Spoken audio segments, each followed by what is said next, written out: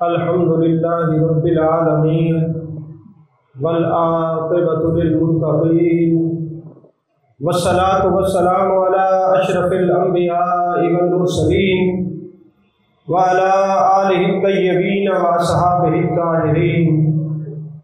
أما بعد فأعوذ بالله من الشيطان الرجيم. بسم الله الرحمن الرحيم. إن الذين آمنوا وعملوا الصالحات سيجعل لهم الرحمن ودا. صدق الله العظيم وصدق رسوله النبي الكريم. إن الله وملائكته يصلون على النبي يا أيها الذين آمنوا صلوا عليه وسلموا تسليما. اللهم صل على سيدنا ومولانا محمد وعلى آل سيدنا ومولانا محمد وبارك وسلم وصل عليه. الصلاة والسلام عليك يا رسول الله. الصلاة والسلام عليك يا حبيب الله. الصلاة والسلام عليك يا نبي الله. الصلاة والسلام عليك يا خير خلق الله. خدائے پاک کا کوثر کب ٹھکانا ہے؟ خدائے پاک کا کوثر کب ٹھکانا ہے؟ فقط مقام نبی خلق کو دکھانا ہے. خدائے پاک کا کوثر کب ٹھکانا ہے؟ فقط مقام نبی خلق کو دکھانا ہے. ہیرا تو کن تو نبیین کا جلوہ خانہ ہے. ہیرا تو کن تو نبیین کا جلوہ خانہ ہے. ارے ظہور بعد میں ہے مگر سلسلہ پرانا ہے. ارے ظہور بعد میں ہے مگر سلسلہ پرانا ہے. اور خدا کی جلوہ گری کا عجب فسانہ ہے. خدا کی جلوہ گری کا عجب فسانہ ہے. ارے انہی کو دیکھ کے ایمان خدا پہ لانا ہے. ارے انہی کو دیکھ کے ایمان خدا پہ لانا ہے. خدا کی جلوہ گری کا عجب فسانہ ہے. خدا کی جلوہ گری کا عجب فسانہ ہے. ارے انہی کو دیکھ کے ایمان خدا پہ لانا ہے. تمام تعریفیں اللہ تبارک و تعالیٰ کے لیے جو خالق کائنات بھی ہے، مالک شش جہات بھی، جو احد بھی ہے، صمد بھی ہے، جس کی شان لم یلد بھی ہے ولم یولد بھی. لا تعداد ہدیہ درود و سلام بارگاہ سید الانام، شفیع رحمت، والی امت، شاہ خوباں، جان جانا، شہنشاہ حسینہ، سید سروراں، سیاہ لا مکان، قطیمہ دوراں، سرخیل زہرہ جمالا، رازدان ما اوہا، شاہد ما تہا، صاحب علم نشرہ، معصوم آمنہ، احمد مجتبہ حضرت محمد مصطفیٰ صلی اللہ علیہ وآلہ وصحبہ وبارک وسلم کی دربار ناز میں اپنی عقیدتوں، ارادتوں، محبتوں کا خراج پیش کرنے کے بعد صدر محفل، حسن محفل، جان محفل، جانان محفل، وارثان علوم نقیب الاولیاء، سیدی و سندی و مرشدی حضور نقیب ثانی دامہ اقبالہ، اور سیدی و سندی و مرشدی حضرت خواجہ محمد اسد اللہ شاہ صاحب دامہ اقبالہ، اور میرے تمام برادران طریقت، اللہ جل مجدہ کی توفیق اور عطا سے آج ہم مرکز عشق و محبت درگاہ نقیب الاولیاء آپ کے عرس سراپہ قدس میں اپنی بگڑی کو بنانے کے لیے حاضر ہیں. حضور والا، جب میرا بچپن تھا تو مجھے حضور نقیب الاولیاء رحمت اللہ علیہ کی زیارت نصیب ہوئی. آپ نے مجھے گھٹی لگائی اور فرمایا یہ بہت بڑا عالم بنے گا اور پوری دنیا میں جائے گا. پوری دنیا میں جا کر مجھے وہ مسرت اور خوشی محسوس نہیں ہوئی جو آج آپ کے قدمین میں بیٹھ کر سبق سنانے کی خوشی نصیب ہو رہی ہے. حضور والا، آپ کے سامنے قرآن مجید کی آیت تلاوت کرنے کا شرف حاصل کیا. اللہ تعالیٰ نے فرمایا ان الذین آمنوا وعملوا الصالحات سیجعل لهم الرحمن ودا، جو ایمان لائے اور نیک عمل کیے اللہ ان کی محبتیں لوگوں کے دلوں میں بٹھا دیتا ہے۔ اور مفسرین کرام نے بڑا خوبصورت نقطہ بیان کیا، فرمایا اللہ نے فرمایا سیجعل لهم الرحمن ودا، یہاں اللہ کی صفت رحمان کا ذکر اللہ نے کیوں کیا ہے؟ یہاں اسم ذات اللہ بھی ہو سکتا تھا، یہ رحمان کیوں ہے؟ فرمایا رحمان لگا کے اللہ تبارک و تعالیٰ نے یہ بتا دیا کہ ولی کی محبت ہر دل میں نہیں بٹھاتا، جو اللہ کا پسندیدہ دل ہوگا ولی کی محبت اسی دل میں ہوگی، ہر دل میں محبت نہیں ہوگی۔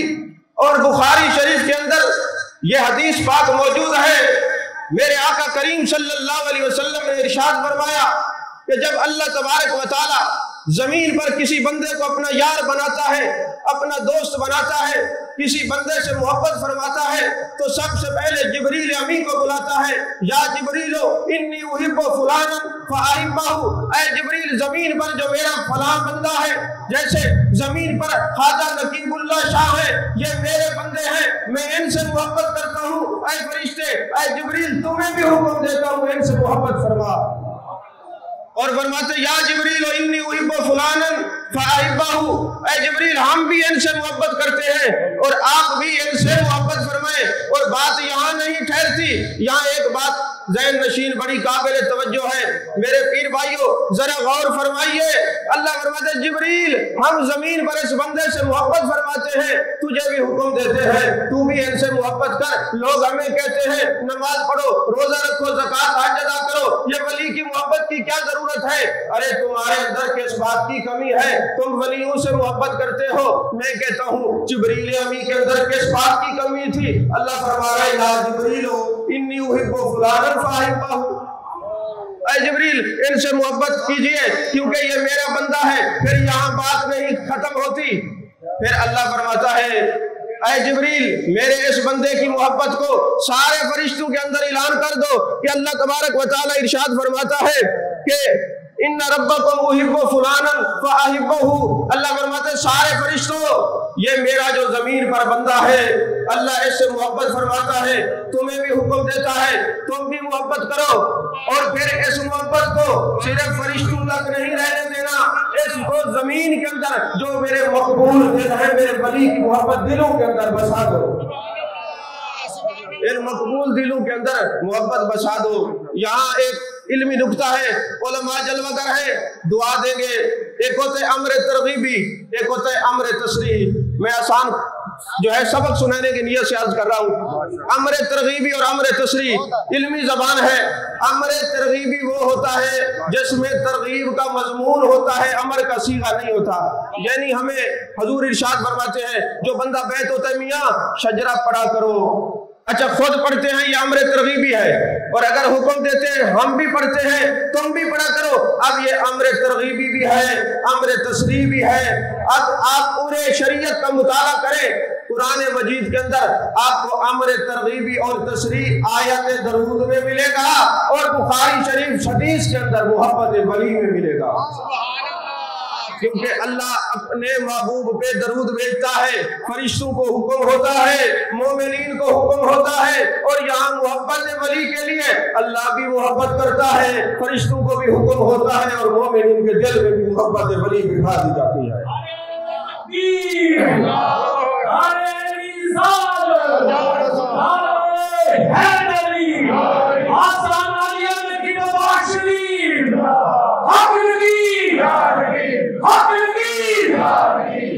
کچھ لوگ ہوتے ہیں اولیاء سے محبت تو کرتے ہیں مگر چھپتے رہتے ہیں۔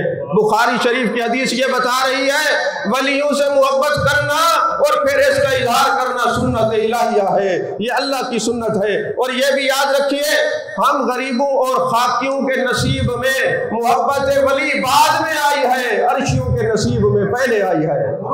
اور یہ جو عرش آج ہم عرس سرابت عرس میں شریک ہیں، یہ عرس کی محفل عرش پہ پہلے سجائی گئی ہے، فرش پہ بعد میں سجائی گئی ہے۔ اور یہ بھی یاد رکھیے کہ अल्लाह जानता था, अल्लाह के निगाह इल्म में था, कल को नमाज में झगड़ा नहीं होगा, रोजे में नहीं होगा, ज़कात हज में नहीं होगा। अरे मोहब्बत वली में झगड़ा होगा तो अर्श पे ऐलान कर दूं कि अल्लाह भी वली से मोहब्बत करता है, फरिश्ते भी करते हैं और ईमान वाले भी करते हैं, और ईमान वाले भी करते हैं। और यही वजह है आज औलिया के दिलों, औलिया की मोहब्बत को दिलों से निकाला जा रहा है, मगर मोहब्बत निकालने वाले बेबस नजर आते हैं, मगमूम नजर आते हैं, रंजीदा नजर आते हैं। वजह क्या है? जितना मर्जी है चैनल बन जाए, रियाल खर्च हो जाए, पैसा खर्च हो जाए, वली की मोहब्बत दिल से नहीं निकल सकती। सबब क्या है? बुग़्ज़ वली की तारीख फर्शी है, मोहब्बत वली की तारीख अर्शी है। अज़ीज़ान मोहतरम, बुग़्ज़ वली की तारीख फर्शी है, मोहब्बत वली की तारीख अर्शी है। इस तारीख को कोई मिटा नहीं सकता, ये तारीख कभी खत्म नहीं हो सकती। और फिर याद रखिए, अल्लाह ने औलिया की संगत और माइयत और सोबत को इसलिए भी हुक्म दिया है कि बुखारी शरीफ के अंदर ये हदीस पाक मौजूद है, अरे इन वलियों से जुड़ जाइए, जुड़ जाइए इन वलियों से। सही बुखारी में ये हदीस है। अब जब वलियों से जुड़ेंगे तो मेरे मालिक क्या होगा?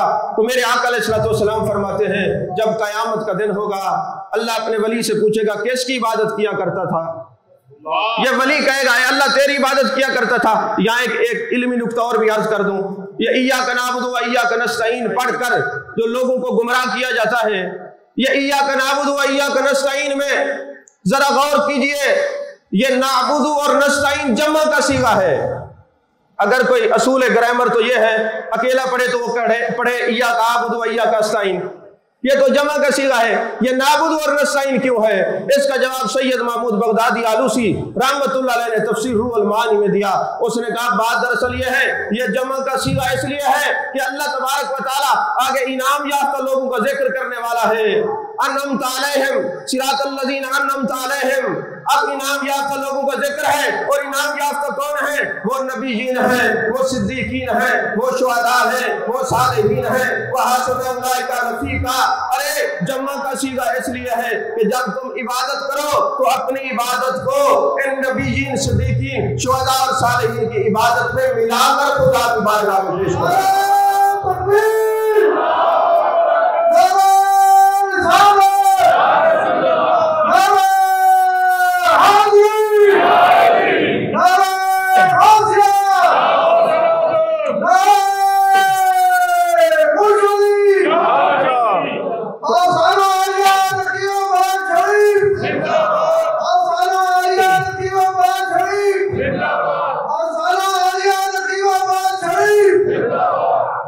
औलिया की मोहब्बत नबीयीन, सिद्दीकीन, शुहदा और सालिहीन की इबादत में मिलाकर अपनी इबादत पेश करो अल्लाह की बारगाह में। यहाँ वो एक फिका का नुक्ता बयान करते हैं, फरमाते अगर कोई 2 मन गंदम खरीदता है, उसमें 20 किलो खराब है और बाकी 1.5 मन सही है, तो अकल ये कहती है कि तुमने जो सही है वो रख लो, खराब वापस कर दो। मगर शरीयत कहती है नहीं नहीं, उजरत का कानून अल्लाह ने मुकर्रर किया, उसके रसूल सल्लल्लाहु अलैहि वसल्लम ने जब खरीदी थी तो सारी खरीदी है, वापस करनी है तो सारी करनी है। कहा बात यह है जब कोई नाकिस इन कामलों की इबादत में अपनी इबादत को मिला के खुदा की बारगाह में पेश करेगा तो उजरत का कानून है, ली जाएगी तो सारी, वापस की जाएगी तो सारी। इय्याका नअबुदु व इय्याका नस्तईन में जमा का सीगा तब है ताकि इनाम याफ्ता लोगों की इबादत में अपनी इबादत मिला के खुदा की बारगाह में पेश कर दिया। और फिर बुखारी शरीफ की हदीस पाक कि ये इतने लजपाल होते हैं, अल्लाह फरमाएगा किसकी इबादत करते थे? ये अल्लाह की बारगाह में अर्ज करेंगे औलिया फी अज़किया दो कबान जगह बारी ताला तेरी इबादत करते थे तो इससे मदद मांगते थे। अल्लाह फरमाएगा जन्नत में दाखिल हो जाओ। अब ये लोग जन्नत के दरवाजे पे खड़े हो जाएंगे। अल्लाह फरमाएगा मेरे वलियों, मेरे दोस्तों क्यों नहीं जाते? बारी ताला जिन्होंने हमारे हाथ पर बैअत की थी, युसल्लूना माना, युहज्जूना माना, यामलूना माना, अरे रोजे हमारे साथ रखते थे, सारी इफ्तारी हमारे साथ, हज हमारे साथ, उम्रे हमारे साथ, इबादत हमारे साथ, मामलात हमारे साथ। आज हम इनको अकेले छोड़ के जन्नत में कैसे जाए? यारी हमारे साथ लगाई, ताल्लुक हमारे साथ लगाया, निस्बत हमारे साथ लगाई, آج ان کو چھوڑ کے جنت میں کیسے جائیں؟ اچھا چلے کوئی بندہ کہے یہ حدیث ہے، حدیث کی قسم کیا ہے؟ حسن ہے، حسن لے ذاتے ہی ہے، لے غیر ہی ہے، مرسل ہے، مرفوع ہے، مقطوع ہے، یہ متصل ہے، شاذ ہے، منکر ہے، غریب ہے، حدیث کی قسم کیا ہے؟ اس کی بات علیحدہ، لیکن قرآن تو ہے نا۔ اللہ قرآن میں فرماتا ہے الاخلاء یومئذ بعضهم لبعض عدو الا المتقین، قیامت والے دن سارے رشتے دشمنی میں بدل جائیں گے، صرف ان کا رشتہ کام آئے گا۔ نعرہ تکبیر، نعرہ رسالت، نعرہ حیدری، حق تکبیر، حق تکبیر، حق تکبیر، صرف ان کا رشتہ کام آئے گا۔ اور لوگوں نے پوچھا حضور پتہ کیسے چلے گا یہ ولی ہے؟ فرمایا یہ متقین کون ہے؟ فرمایا ان اولیاء الا المتقون، جن کو لوگ ولی کہتے ہیں یہی تو متقین ہے۔ ان اکرمکم عند اللہ اتقاکم، یہ اللہ کے قریب ہیں۔ اور یاد رکھیے پھر اللہ فرمائے گا اچھا میرے بندو، میرے ولیوں، میرے دوستوں، صحیح بخاری شریف میں حدیث ہے، کسی اور کتاب کی حدیث نہیں پڑھ رہا، اے میرے ولیوں جاؤ، تمہارے جو غلام، تمہارے متبین، تمہارے چاہنے والے اگر کسی سبب سے جہنم میں ہیں تو جاؤ جہنم سے ان کو نکال کے جنت میں لے جاؤ۔ اور اگر ان کے اعمال اچھے نہیں تھے مگر ایک رائی برابر بھی ایمان ان کے دلوں میں ہے تو میرے دوستو تمہیں اجازت ہے ان کو جہنم سے نکال کے جنت میں لے جاؤ۔ اور صحیح بخاری کی حدیث کے الفاظ ہیں کہ جب کوئی شہید فوت ہوتا ہے، شہید ہوتا ہے، اس کے گناہ سارے معاف ہے، قرضہ معاف نہیں ہے۔ اگر کوئی کامل حج کر لیتا ہے، حج مبرور، تو اس کے گناہ معاف ہیں، قرضہ معاف نہیں۔ جہنم سے اس کو کہا جائے گا اٹھا کے لے آؤ، جیسے قرضہ لیا واپس کرو۔ مگر جب ولی اپنے چاہنے والوں کو جنت سے، جہنم سے نکالنے کے لیے جائے گا، الفاظ حدیث یہ ہے، یہ جہنم رو کے اور چیخ کے کہے گی میرے مالک اپنے یار کو جلدی جلدی جہنم سے نکالے، اس کے قدموں کی برکت سے بیدار ہو رہی ہے۔ تم کیا جانو ولی کے قدم کی برکت کیا ہوتی ہے؟ یہ جس جگہ پر قدم رکھ دیتے ہیں یہ نسبتیں بدل دیتے ہیں، یہ قسمتیں بدل دیتے ہیں۔ اور ایک بات اور بھی میں عرض کرتا چلوں، ہمارے جو پیر ہیں، ہمارے جو آقا نعمت ہیں، حضرت سیدنا جلال الدین حضرت خواجہ فقیر صوفی محمد نقیب اللہ شاہ رحمۃ اللہ علیہ، آج کوئی بندہ کسی کو بیعت کروا دے تو ساری زندگی بندہ کہتا ہے یار مجھے فلاں صوفی صاحب نے مرید کروایا تھا، اس کا احسان ہے۔ یارو ہمیں بار بار خود کو مبارک دینا چاہیے، ہمارے آقا نعمت وہ ہیں جن کو کسی اور نے نہیں، جان عالم مصطفیٰ جان رحمت نے مرید کروایا۔ نعرہ تکبیر، نعرہ رسالت، نعرہ حیدری،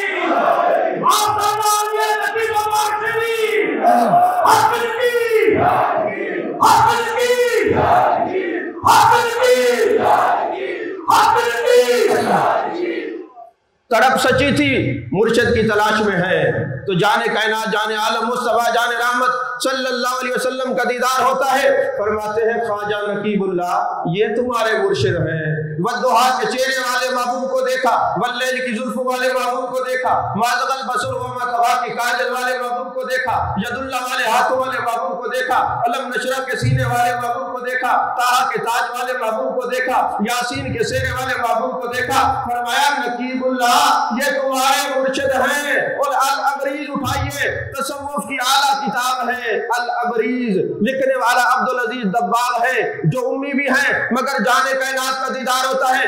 الابریز میں وہ لکھتے ہیں جب کسی کو محبوب پاک صلی اللہ علیہ وسلم کی زیارت نصیب ہو جائے اس کے 9999 درجے ولایت کے طے ہو جاتے ہیں۔ ارے میرا پیر بیعت بعد میں ہوا ہے، درجہ ولایت کے پہلے طے ہوئے ہیں۔ تو حضرت بابا نقیب اللہ شاہ رحمۃ اللہ علیہ کی ذات ببرکات وہ ہے، کوئی کسی کو مرید کرواتا ہے، کوئی کسی کو بیعت کرواتا ہے، ارے ان کو اشارہ جانے کائنات نے دیا ہے، جانے عالم نے بیعت کروایا ہے، جان مصطفیٰ جانے رحمت صلی اللہ علیہ وسلم نے ان کو بیعت کروایا ہے۔ اور پھر یہ ساری زندگی عشق خدا میں اور عشق مصطفیٰ میں مگن رہے۔ اور یاد رکھیے جس سلسلے میں سانس بھی اس کی یاد کے بغیر گزارنے کا حکم نہ ہو، اس سلسلے میں شریعت کے بغیر زندگی گزارنے کا حکم کیسے ہو سکتا ہے؟ یعنی ہر سانس اس کی یاد میں گزارنے کا حکم ہے۔ اور یہ یاد رکھیے یہ اپنے مرشد کے عاشق، اپنے نبی کے عاشق، اپنے خدا کے عاشق۔ اور جب کوئی عاشق کہیں ڈیرے لگاتا ہے تو پھر مقام کیا بنتا ہے؟ ایک اشارہ دینا چاہتا ہوں حدیث پاک کی طرف آپ کا کہ حضرت اویس کرنی رضی اللہ تعالیٰ عنہ کو محبوب علیہ السلام نے اپنے عاشق ہونے کا لقب دیا، اور حضرت عمر بن الخطاب اور حضرت علی کرم اللہ وجہ الکریم کو فرمایا کہ جاؤ یہ میرا جبہ لے جاؤ اور جا کے میری امت کے لیے بخشش کی دعا کروانا۔ بڑا قابل توجہ نقطہ ہے حضور والا، میری امت کے لیے بخشش کی دعا کروانا۔ اب حضرت فاروق اعظم خلیفہ راشد اور حضرت مولا کائنات آنا مدینۃ العلم والی البابوہا، اب محبوب فرما رہے ہیں جانا ان کے پاس۔ اب میرے آقا کریم صلی اللہ علیہ وسلم کیوں بھیج رہے ہیں خلفائے راشدین کو؟ میرے آقا کی نگاہ علم میں تھا کل کسی کونے میں، کسی جناب وادی میں، کسی جنگل میں میرا عاشق بیٹھا ہوگا اور لوگ ان کی زیارت کو جائیں گے، لوگ پوچھیں گے کوئی گیا تھا، یہ حجت اور دلیل بنا دے، ہاں حضرت عمر بھی گئے تھے، حضرت مولا علی بھی گئے تھے۔ اور پھر فرمایا جا کے میری امت کے لیے دعا کروائیے۔ اب آپ حضرات جانتے ہیں اللہ نے اپنے نبی سے وعدہ کیا ہے وَلَسَوْفَ يُؤْتِيكَ رَبُّكَ فَتَرْضَىٰ، محبوب جیسے آپ راضی ہوں گے ان قریب آپ کا رب آپ کو راضی کرے گا۔ تو جب محبوب سے راضی ہونے کا وعدہ اللہ نے کیا ہے، پھر محبوب نے کیوں فرمایا جاؤ میری امت کی بخشش کی دعا کرو؟ فرمایا ان کو تو ہم میسر ہیں کہ یہ دعا کروا لیتے ہیں، تمہیں کیسے میسر آئیں گے؟ ہم نہیں ہوں گے، تمہیں نظر نہیں ہوں گے صحیح، لیکن میرے عاشق ہوں گے، میرے عاشقوں کے پاس جا کے دعا کروانا یہ سنت مصطفیٰ کی ہے، سنت صحابہ۔ نعرہ تکبیر، نعرہ رسالت، نعرہ حیدری، آسان علی نبی و معاشری، حاضر کی، حاضر کی، حاضر کی۔ جیسے حضرت علامہ تبسم سے فرما رہے تھے نا کہ دیکھنے ہم نے اپنے مرشد کو دیکھا، انہوں نے اپنے مرشد کو دیکھا، انہوں نے اپنے مرشد کو دیکھا۔ یہاں دو ان کی بات کو بڑھاتے ہوئے نا دو باتیں قابل توجہ عرض کرتا ہوں۔ میرے آقا علیہ السلام نے فرمایا جس نے مجھے دیکھا، میرے دیکھنے والے کو دیکھا، میرے دیکھنے والے کو دیکھا، اس کو جہنم کی آگ نہیں چھوئے گی۔ اچھا اب یہ جو شرائط بیعت مقرر ہوئی ہیں تصوف کے اندر کہ اس سلسلے میں بیعت ہونا ہے جس کا شجرہ کٹا ہوا نہ ہو، شجرہ بالکل سلامت ہو، اس میں حکمت کیا ہے؟ اب صحابی ہیں، تابعی ہیں، تبع تابعین ہیں، آگے اصطلاحات ختم ہے۔ جیسے باپ ہے، دادا ہے، پردادا ہے، آگے اصطلاحات لغت ختم، نسل چلتی ہے۔ تو کہا تصوف میں بھی اصطلاحات ختم ہو گئی تبع تابعین کے بعد، مگر دیکھنے والی برکت قیامت تک چلتی رہے گی۔ لہٰذا ایسے سلسلے میں بیعت ہونا جن کا شجرہ کٹا ہوا نہیں ہوگا، ایسے شخص کی زیارت کرنے سے تم پر جہنم کی آگ حرام ہو جائے گی، جہنم کی آگ حرام ہو جائے گی۔ کیونکہ بات یہ ہے ہم حضرت شیخ سعدی رحمۃ اللہ علیہ کوئی عام شخصیت نہیں ہے، حضرت بہاؤالدین زکریا رحمۃ اللہ علیہ کے پیر بھائی ہیں، اور حضرت شیخ شہاب الدین سہروردی رحمۃ اللہ علیہ کے مرید اور خلیفہ ہیں۔ وہ فرماتے ہیں مجھے حیرت ہوتی تھی کہ لوگ بیعت کیوں ہوتے ہیں۔ میں نے کہا ابا جی یہ لوگ بیعت کیوں ہوتے ہیں، مرید کیوں ہوتے ہیں؟ کہا بیٹے سمجھا دوں گا، صوفی زبان سے نہیں سمجھاتا، صوفی نگاہ سے سمجھاتا ہے اور وقت آنے میں سمجھاتا ہے۔ اب ہوا یہ کہ شیخ سعدی کے والد ان کو ایک میلے میں لے گئے اور کہا بیٹے میرا ہاتھ پکڑ کے رکھنا، چھوڑنا نہیں، ہاتھ چھوٹے گا تو گم ہو جاؤ گے۔ شیخ سعدی کہتے ہیں میرا ہاتھ رش کی وجہ سے چھوٹ گیا، میں گم ہو گیا، پھر پریشان حال رہا، باپ بھی روتا رہا، بیٹا بھی روتا رہا۔ کہتے روتے روتے مجھ پر یہ راز کھلا کہ جس کا ہاتھ پکڑا تھا وہ نہ چھوڑتا تو گم نہ ہوتا۔ ہم جو بیعت ہوتے ہیں تو ہاتھ اس لیے پکڑ کے رکھتے ہیں، اگر ہاتھ چھوڑیں گے تو یہ فتنہ وہ فتنہ وہ فتنہ، فتنوں کی نظر ہو جائیں گے۔ ہاتھ پکڑ کے رکھیں گے تو یہ ہاتھ پکڑ کے اللہ کے پاس لے جائیں گے۔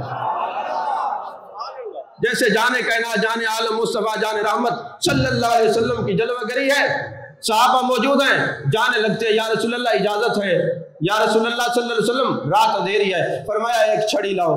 جب چھڑی لائی گئی محبوب علیہ السلام نے چھڑی پہ ہاتھ رکھا، وہ چھڑی ٹارچ بن گئی، روشن ہو گئی۔ اب چلتے چلتے آگے ایک ایسا میدان بھی آیا جہاں ہر صحابی نے علیحدہ علیحدہ راستے پہ جانا تھا۔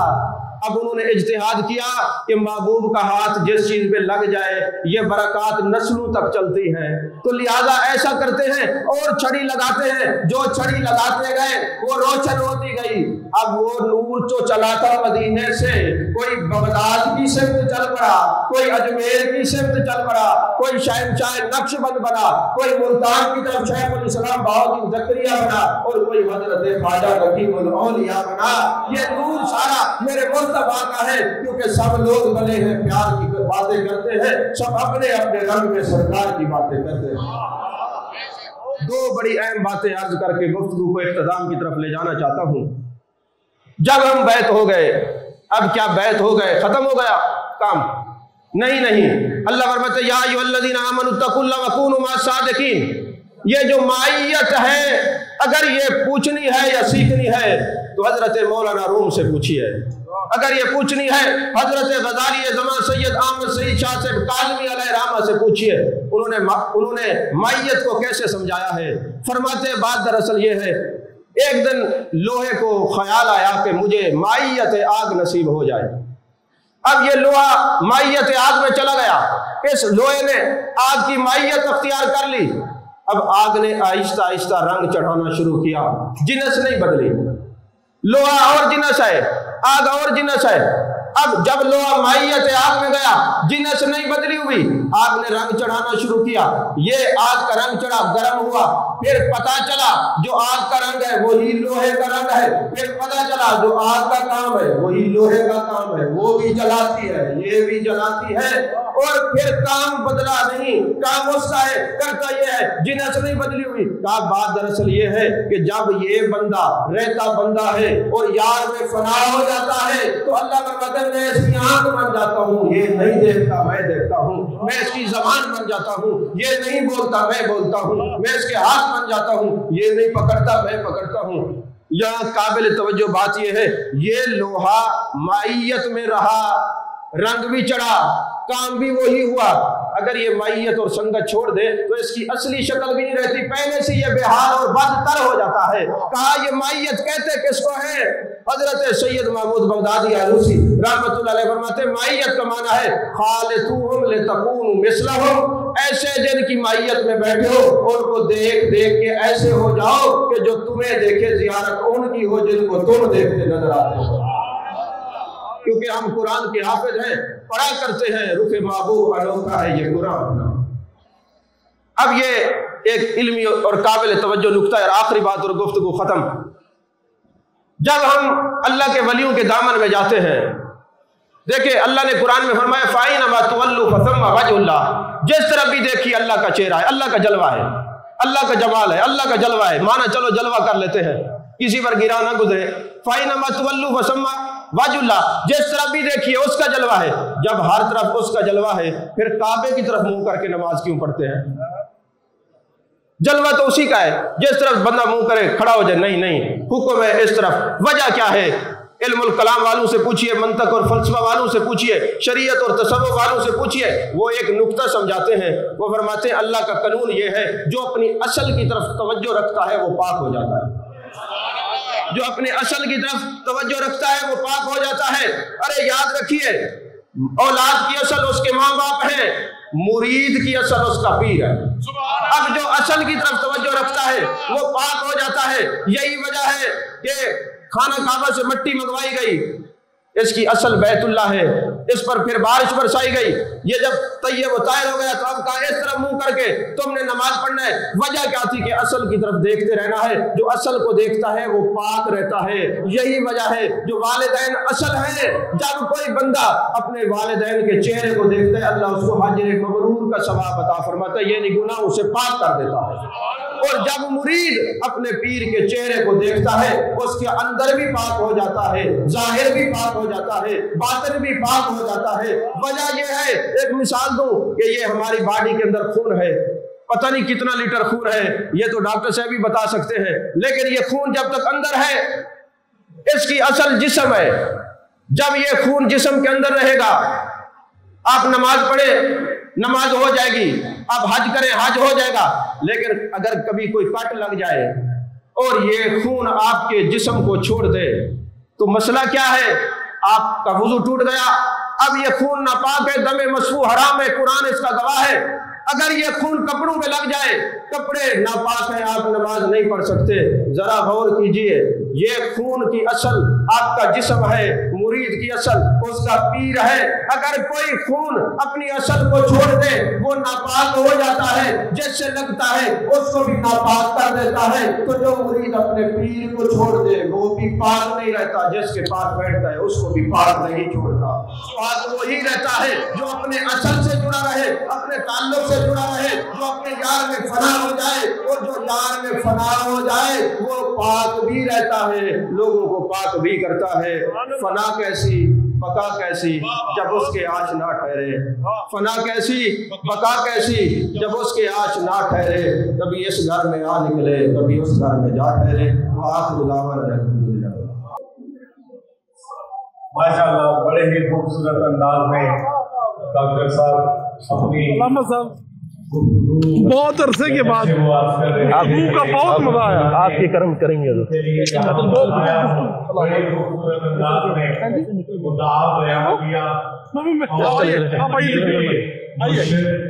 اور اس دور میں